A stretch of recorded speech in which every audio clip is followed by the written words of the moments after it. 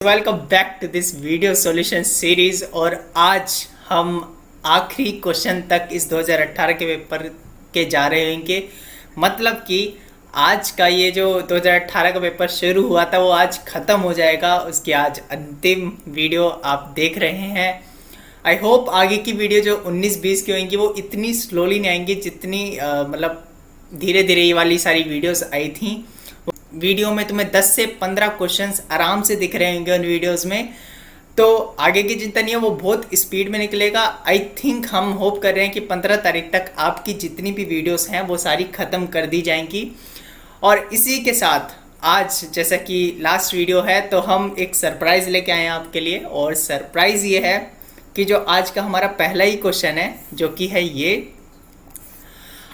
अगर आप इसका सॉल्यूशन करके मुझे इंस्टाग्राम पे भेजते हैं जब भी ये वीडियो अपलोड हो रही है उसके 24 घंटे के अंदर, चाहे वो जितने भी बच्चे हों, ठीक है, उन सब को टेलीग्राम पे जो वो आपका पेड वाला ग्रुप है उसमें डायरेक्टली ऐड कर दिया जाएगा। और उनमें से कोई एक बंदा जो भी हो, मतलब रैंडमली वो चुना जाएगा। वो मेरे से पर्सनली एक मैं सेशन रख दूंगा एक मीट पे, गूगल मीट पे। आप जितने भी आपके क्वेश्चंस हों वो आप मेरे से पूछ पाएंगे। जैसे कि आपके क्वेश्चंस होते हैं कि भैया एक महीने की स्ट्रेटजी क्या रहनी चाहिए, या भैया कौन कौन से चैप्टर पे ध्यान दें, मतलब मेंस के जो स्टैटिस्टिक्स वाले क्वेश्चंस हैं, या मतलब जो एक क्वेश्चंस आते हैं ऐसा यहाँ पे भी होता है क्या कि मैथमेटिकल रीजनिंग कर लूँ एक ना एक क्वेश्चन बन जाएगा, ऐसा कुछ है क्या। आपके जो भी क्वेश्चंस हैं वो सारे क्वेश्चन सॉल्व हो रहेंगे। बस आपको क्या करना है, इसका सॉल्यूशन भेजना है। एक बहुत अच्छा क्वेश्चन है, आसान नहीं है। हालांकि ये क्वेश्चन अगर एग्ज़ाम में आता है और अगर आपने नहीं देखा तो मैं डेफिनेटली रिकमेंड करूँगा कि ये क्वेश्चन आपको छूना भी नहीं है, क्योंकि बहुत टाइम टेकिंग हो जाता है कई बार, ठीक है, अगर आपने पहले से क्वेश्चन नहीं देखा तो। फिर भी अगर आप ये कर पाते हैं तो देखो कौन जीतता है इस वाले मतलब कॉन्टेस्ट को, कह सकते हैं कॉन्टेस्ट टाइप। और इसी के साथ हम चलते हैं अपने नेक्स्ट क्वेश्चन की तरफ आज के। तो ये हम आ गए अपने नेक्स्ट क्वेश्चन पे, जिसमें कि हमें कुछ बग वगैरह के बारे में दे रखा है। अब इसमें मैं तुम्हें एक चीज़ नोट कराना चाहूँगा कि, और उसी से आपका क्वेश्चन बन जाएगा। जैसे मैं ये वाला सोल्व करा के दिखाऊंगा, अगला क्वेश्चन आप खुद बना लोगे, इसकी मैं गारंटी देता हूँ, ठीक है। अब जैसे एक बात सोचो कि अगर मेरे को जी से C B A F E F की तरफ जाना है तो मेरे पास 6 ऑप्शन है, ठीक है, 1 2 3 4 5 6, ठीक है।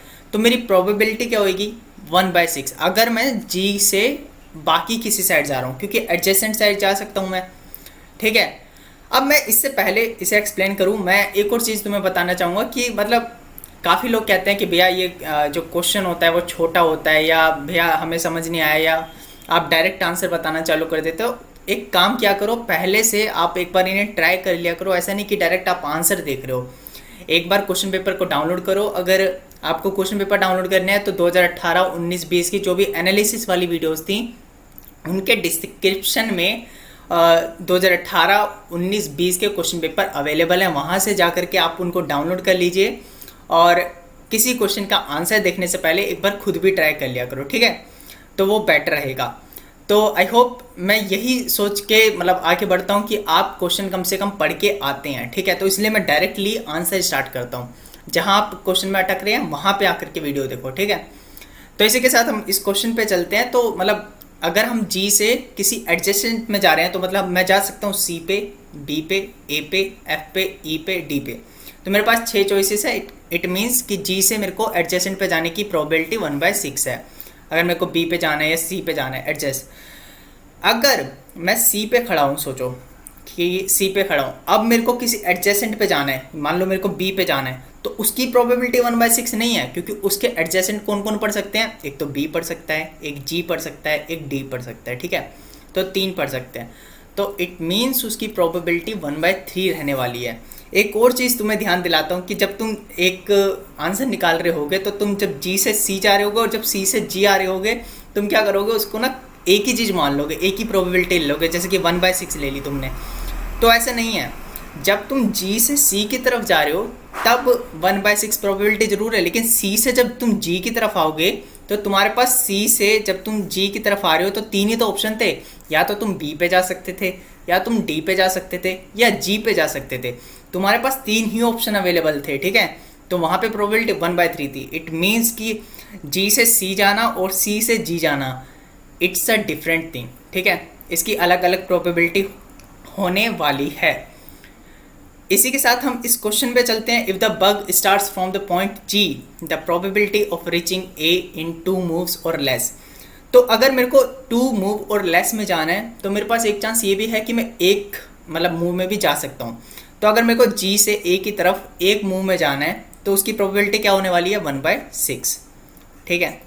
तो ये तो हो गई एक मूव वाली, क्योंकि देखो जी से बी भी जाया जा सकता है, C D E F A, तो इस बार इसलिए 1/6।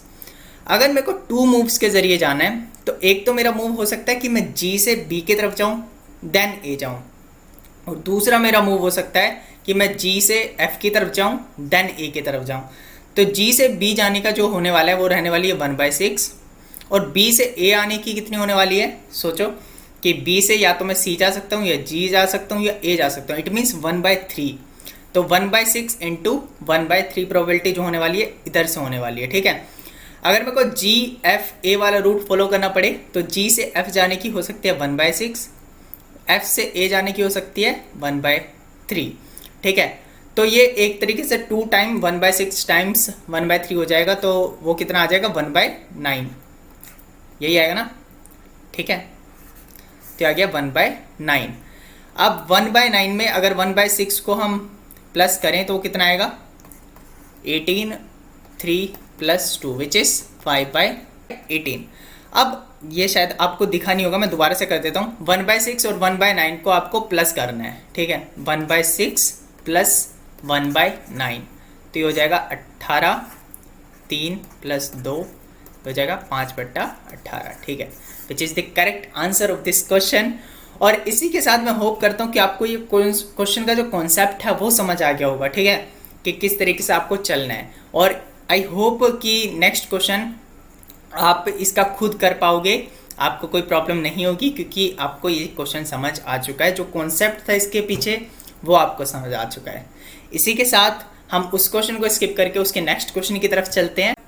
तो ये हम आ गए अपने नेक्स्ट क्वेश्चन की तरफ, जिसमें कि हमें दे रखा है A and B are points in the first quadrant. तो कुछ इस तरीके से आप मान लो कि जो ए बी हैं, ठीक है, कुछ भी मान लो, ऐसे कुछ लाइन जा रही है, ठीक है, इधर से ऐसे लाइन जा रही है, ठीक है, और कुछ ये लाइन बनेगी, ठीक है। बस लाइन की कंडीशन क्या होनी चाहिए, ये वाला डिस्टेंस ओ ए और ओ बी जो है वो बराबर होना चाहिए। कोई भी पॉइंट ले लो, ए जो है कोई भी पॉइंट ले लो, बी कोई भी पॉइंट ले लो, बस उनका होना क्या चाहिए कि वो ओ ए की दूरी और ओ बी की दूरी बराबर होनी चाहिए। अब अगर हमें ओ ए की लाइन जो दे रखी है वो दे रखी है y = 3x, क्योंकि y = mx, ठीक है। और ऐसे ही जो हमें ओ बी की लाइन दे रखी है वो दे रखी है y = 1/3x, ठीक है। अब हमें क्या करना है कि हमें डिस्टेंस बराबर करना है। अगर मैं कोई पॉइंट इस पे मानता हूँ, मान लो कि मैं 1,3 में कोई पॉइंट लेता हूँ, ठीक है। अगर मैं इस पे 3,1 पॉइंट ले लूँ तो डिस्टेंस तो इन दोनों का बराबर रहने वाला है ओरिजिन से, क्योंकि 3 - 0 का होल स्क्वायर + 1 - 0 का होल स्क्वायर, यहाँ पे भी 3 - 0 का होल स्क्वायर + 1 - 0 का होल स्क्वायर, और ये दोनों रूट में है, ठीक है। तो ये डिस्टेंस बराबर रहने वाला है। हमने कोई भी पॉइंट मान लिया, क्योंकि यार क्वेश्चन आसान करना है, और क्वेश्चन आसान करने के इससे बढ़िया मेथड क्या हो सकता है। कोई भी पॉइंट मान लिया 1,3 एंड 3,1। अब यहाँ पे स्लोप क्या रहने वाला है, स्लोप निकालोगे तो वो कितना आ जाएगा 3 - 1 2 और -2 विच इज़ -1, ठीक है। अब उन्होंने क्या कहा है, इसी के पैरेलल, इसका पैरेलल मतलब जो स्लोप है वो बराबर होना चाहिए, तो और इस वाले पॉइंट से पास होना चाहिए -3,7। तो क्या हो जाएगी इक्वेशन, हो जाएगी y - 7 - 1 x + 3 which is y - 7 - x - 3, ठीक है। तो ये हो जाएगा x + y = ये हो जाएगा 4, ठीक है, which is the correct answer of this question. और इसी के साथ हम चलते हैं अपने नेक्स्ट क्वेश्चन की तरफ। तो ये हम आ गए अपने नेक्स्ट क्वेश्चन पे, जिसमें कि हमें ये एक कुछ फंक्शन दे रखा है अटपटा सा, और हमें लिमिट फाइंड करनी है। तो हम इसको एक बार लिख लेते हैं, ठीक है। अगर मैं एक चीज़ देखूं कि 0 यहाँ पे पुट करूँ तो f1 - f1 0 हो गया, और 0 अगर नीचे डालता हूँ तो 0 हो जाएगा। तो 0/0 फॉर्म है। और इसका सबसे बढ़िया तरीका जो क्वेश्चन देखते ही लगाने का मन करता है होता है एल ऑर्बिटल। तो हम उसी की तरफ बढ़ते हैं अपने। तो मैं इसको क्या लिख पाऊँगा, मैं इसको लिख पाऊँगा कि minus F dash 1 minus H upon 3h square plus 3। ठीक है, तो अब मेरे को निकालना क्या है, एफ डैश 1 निकालना है। ठीक है, अब क्योंकि ये इंडिटरमिनेंट फॉर्म नहीं रही है, एफ डैश 1 कैसे निकालूंगा, एफ एक्स मेरे को पता है, तो एफ डैश एक्स किस तरीके से लिखूंगा, 30x⁹ minus 56x⁷ plus 30x⁵ minus 63x⁵2 plus 6x। ठीक है, दैट्स ऑल। अब इसमें 1 वैल्यू तुम्हें पुट करनी है। ठीक है, उसका माइनस लेना है और अपॉन 3 कर देना है। आई थिंक इसका आंसर 53/3 आ रहा होगा आपका। इतना ही इसका आंसर है। बड़ा आसान सा क्वेश्चन है, अगर पेपर में आता है तो डेफिनेटली सॉल्व करना चाहिए। मतलब ये बहुत आसान क्वेश्चन है। ठीक है, इसी के साथ चलते हैं अपने नेक्स्ट क्वेश्चन की तरफ। तो ये हम आ गए अपने नेक्स्ट क्वेश्चन पे। एक ये इस तरीके का क्वेश्चन है जो मतलब कि फैमिली रिलेशंस वगैरह वाले क्वेश्चंस होते हैं कि P = Q means Q is the father of P, उस तरीके का। आई डोंट थिंक कि इसमें कुछ समझाने वाली चीज़ होगी। तो मतलब ऐसा कुछ नहीं है कि लाइक मैं रिश्ते बैठ के समझाऊंगा बहुत सारे काफ़ी हायरार्की वगैरह की, मतलब पापा दादा नाना वगैरह जो भी होता है। ठीक है, तो मतलब आई थिंक ये वाले क्वेश्चंस आप कर लोगे। ठीक है, इसमें ऐसा कुछ है नहीं कि कुछ कॉन्सेप्ट इन्वॉल्व हो रहा हो कि कॉम्प्लेक्स नंबर में हमें आयोटा की कुछ पावर निकालनी है, ऐसा कुछ नहीं है। तो आसान सा क्वेश्चन है। और अगर आपकी रीजनिंग उस तरीके से लाइक जो फैमिली वाले इश्यूज़ वाले होते हैं अगर वो अच्छी है तो आप डेफिनेटली इस क्वेश्चन को बहुत आसानी से सॉल्व कर लोगे। और आई होप कि आप इस क्वेश्चन को खुद सॉल्व कर लोगे। और इसी के साथ मैं नेक्स्ट क्वेश्चन की तरफ चलता हूँ। तो हम आ गए अपने नेक्स्ट क्वेश्चन की तरफ। और ये फिर दोबारा से मैं आई थिंक इस क्वेश्चन को 4 से 5 बार यही कह चुका हूँ कि जा कर के 19th क्वेश्चन देखो, 19th क्वेश्चन देखो, 4th पार्ट में अवेलेबल है। लेकिन आई होप कि बहुत सारे लोगों ने ये क्वेश्चन अभी तक भी नहीं देखा होगा। ये 4 से 5 बार ये पैसेज के वाला क्वेश्चन आ चुका है। ठीक है, और 19th क्वेश्चन में मैंने फुल एक्सप्लेन किया था इस वाले क्वेश्चन को। ठीक है, अगर नहीं देखा है तो जा कर के देख लो। अब बस उसमें जा कर के तुम्हें क्या करना है, जो इक्वेशन निकलवाई थी उसमें r² = 1 रख देना है और जो पूछा है आपका आंसर आ जाएगा। ठीक है, इसी के साथ हम चलते हैं अपने नेक्स्ट क्वेश्चन की तरफ। ये हम आ गए अपने नेक्स्ट क्वेश्चन पे जिसमें कि जो बीटा है वो इस इक्वेशन का रूट है। ठीक है, अगर बीटा इस इक्वेशन का रूट है तो जब मैं बीटा मतलब x² + 24x + 1 में बीटा की वैल्यू डालूंगा तो वो 0 हो जाएगी। ठीक है, और नीचे भी डालूंगा तो भी 0 हो जाएगी। अब तुमने एक चीज़ पढ़ी होगी, limit x tends to 0 1 minus cos x upon x² जो होता है वो होता है 1/2। ठीक है, जब x टेंड्स टू 0 है तब। तो अगर मेरे को ये लिखना हो तो मैं इस तरीके से लिख सकता हूँ कि x tends to beta 1 minus cos x² + 24x + 1। मान लो अल्फ़ा इसका दूसरा रूट है। ठीक है, बीटा एक रूट है और अल्फ़ा दूसरा रूट है। x माइनस अल्फ़ा का whole square, x minus beta का होल स्क्वायर, और इसको मतलब टाइम्स कर देते हैं x माइनस अल्फ़ा का होल स्क्वायर। ठीक है, तो अब एक तरीके से ये वही बन गया जो इसके अंदर लिखा है। ठीक है, अगर मैं इसका रूट ले लूँ, ठीक है, तो वही लिखा है और मेरे को x² ही करना था इसका। तो इस पूरे की जो वैल्यू है ये तो 1/2 आ जाएगी। ठीक है, ये आ गई 1/2। अब x माइनस अल्फ़ा में अगर मैं बीटा की वैल्यू डाल दूं तो वो क्या बन जाएगा, 1/2 बीटा माइनस अल्फ़ा का होल स्क्वायर। इट मीन्स कि ये जो है ये डिफरेंस ऑफ रूट्स है। और डिफरेंस ऑफ रूट्स हम बचपन से सीखते आ रहे हैं कि डिफरेंस ऑफ रूट कैसे निकालते हैं। मान लो x1 x2 अगर रूट हैं तो हम इस तरीके से निकालते हैं, x1 + x2 का whole square minus 4x1 x2। ठीक है, तो x1 + x2 की वैल्यू कितनी है, 24 माइनस 24 का whole square minus 4x1 x2 कितना है, 1। तो जब इसकी वैल्यू तुम निकालोगे वो कुछ आएगी, उसको 2 से डिवाइड कर देना, वही तुम्हारा आंसर हो जाएगा। इससे आसान क्वेश्चन आपको और क्या चाहिए। ऐसे ही क्वेश्चन आपको पेपर में ढूंढने हैं। अब ये नहीं करना कि बहुत डिफ़िकल्ट क्वेश्चन लेके बैठ गए कि यार मैंने तो ये चैप्टर किया है, मैं तो इस क्वेश्चन को करे बिना घर नहीं जा सकता, मैं अपनी बुक्स को क्या मुंह दिखाऊंगा, ऐसा नहीं सोचना, ठीक है। आपका सिलेबस पूरा होना चाहिए। अब देखो, ये अगर कोई लिमिट पढ़ के नहीं गया, ठीक है, वो और सोच के बैठा है मैं कॉम्प्लेक्स नंबर अच्छे से पढ़ के जा रहा हूँ, ठीक है, और मैं लिमिट नहीं पढ़ूंगा, तो भाई इस क्वेश्चन को तुम छोड़ करके आ रहे हो तो तुमसे बड़ा पागल कौन होगा, ठीक है। तो ये चीज़ समझो, ठीक है, पूरा सिलेबस करना है। और तुम्हें नहीं पता कि किस वाले पार्ट से बहुत आसान क्वेश्चन आ जाए, तो आपको सीआईसी में बैठ करके, पेपर में बैठ के बस आसान आसान क्वेश्चन ढूंढने हैं। अगर आप मीडियम लेवल के भी क्वेश्चन करके आ जाते हो सीआईसी में, तो आपको सीआईसी में आने से कोई नहीं रोक सकता, इसकी गारंटी मैं देता हूँ, ठीक है। क्योंकि मतलब आधे बच्चे तो 100 क्वेश्चन तक पहुँचते ही नहीं है, मतलब 50 क्वेश्चन करके, ठीक है, मतलब 50 क्वेश्चन ही वो पूरे पेपर में बैठ के देख पाते हैं, क्योंकि वो क्वेश्चन में ही इतना टाइम लगा देते हैं, 5-5 मिनट 7 मिनट। हमने खुद इस पेपर में इतने क्वेश्चंस देखे हैं जो बहुत टाइम कंज्यूमिंग थे। अगर उन पे बैठ करके अगर तुम टाइम लगा रहे हो तो उसका कोई मतलब कुछ बनता नहीं है कि तुमने बहुत कुछ अच्छा कर दिया। तो आपको इसी तरीके के क्वेश्चंस को टारगेट करना है, पेपर में ढूंढना है और इनको सोल्व करना है, ठीक है। और इसी के साथ हम चलते हैं अपने नेक्स्ट क्वेश्चन की तरफ। तो हम आ गए अपने नेक्स्ट क्वेश्चन पे, और इसमें एक मैं बस इतना बताऊंगा कि ये जो फंक्शन है, अगर आपने मतलब नॉर्मली अपने नोट्स भी देखे होंगे, कोचिंग के जितने भी, तो आपको बताया होगा जब एक्स वाई दिख रहा है, ये एक्स बाय वाई दिख रहा है, तो समथिंग log x की फॉर्म में होगा। और जब तुम इस फंक्शन को सेटिस्फाई कराओगे ऊपर वाली इक्वेशन में, वो आराम से सेटिस्फाई हो जाएगा। इट मीन्स जो फंक्शन है वो k log x है, ठीक है।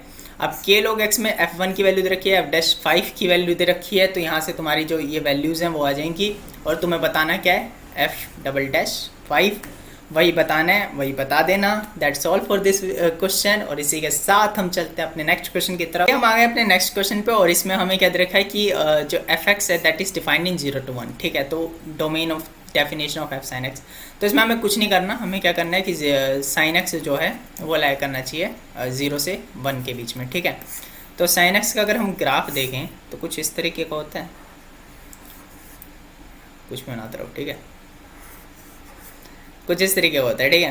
तो अगर मैं इस पॉइंट को देखूं तो वो होगा 2n पाई से ले करके, और मेरे को यहाँ तक का देखना है तो 2n+1 पाई, तो यही जो है तुम्हारा आंसर हो जाएगा, क्योंकि 0 से 1 के बीच में लाई करना चाहिए sin x, ठीक है। That's all for this solution. और इसी के साथ हम चलते हैं अपने, तो हम आ गए अपने नेक्स्ट क्वेश्चन की तरफ, जिसमें कि हमें दे रखा है कि जो 16th इनिंग है उसमें कोई प्लेयर जो है वो 70 रन करता है, और इससे जो उसका एवरेज है पिछला 15 मैचेस का वो 2 से बढ़ जाता है, ठीक है। तो हम मान लेते हैं कि हर इंडिविजुअल इनिंग में उसने x1 x2 से लेकर के x15 तक स्कोर किया 15 मैचेस में, तो उनका एवरेज हम मान लेते हैं वो y है, ठीक है। तो सम ऑफ दिस स्कोर कितना हो जाएगा 15y, तो 15y + 70/16 इज इक्वल टू हमें दे रखा है y + 2, ये हमें कंडीशन दे रखी है।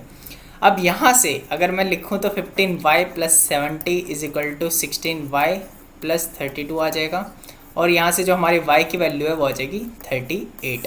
अब हमें निकालना क्या है, हमें y की वैल्यू नहीं निकालनी थी, हमें एवरेज निकालना था 16th इनिंग तक का, तो हमें ये वाली वैल्यू फाइंड करनी है। तो इसमें जब तुम y की वैल्यू 38 डालोगे तो इस पूरे की वैल्यू जो है वो तुम्हारी 40 आ जाएगी, which is the correct answer of this question. और इसी के साथ हम चलते हैं अपने नेक्स्ट क्वेश्चन की तरफ। तो ये हम आ गए अपने नेक्स्ट क्वेश्चन पे, और ये क्वेश्चन हम कर चुके हैं, लाइक आई थिंक पहली वीडियो या दूसरी वीडियो में ही हमने ये क्वेश्चन देखा था, और हमने वहाँ पे देखा था कि 2 में जाने के एक ही चांस हो सकता है कि ये बॉल यहाँ पे गिरे, देन यहाँ गिरे, देन यहाँ गिरे, देन यहाँ गिरे, देन यहाँ गिरे, ठीक है। तो सबकी 1/2 प्रोबेबिलिटी है, और आप यहाँ से इनको मतलब मल्टीप्लाई कर दो और वही तुम्हारा आंसर हो जाएगा। एक ही तरीका हो सकता है जो 2 स्लॉट है उसमें जाने का, इसके अलावा आपका कोई मतलब तरीका नहीं बनेगा, ठीक है। इसी के साथ हमारा जो ये 2018 का पेपर है वो समाप्त होता है। फिर से हम मिलेंगे नेक्स्ट मतलब 2019 का पेपर डिस्कशन में, जो कि बहुत फास्टली हम करा रहे होंगे, क्योंकि उसमें हर वीडियो में मिनिमम 10 से 15 क्वेश्चन आपको देखने को मिलेंगे, इससे कम मतलब नहीं होगा। और बहुत जल्द आपके 2019 और 20 के पेपर सॉल्व हो जाएंगे, यही आशा करता हूँ, ठीक है। और इसी के साथ ख़त्म करते हैं आज की video. Take care, bye bye.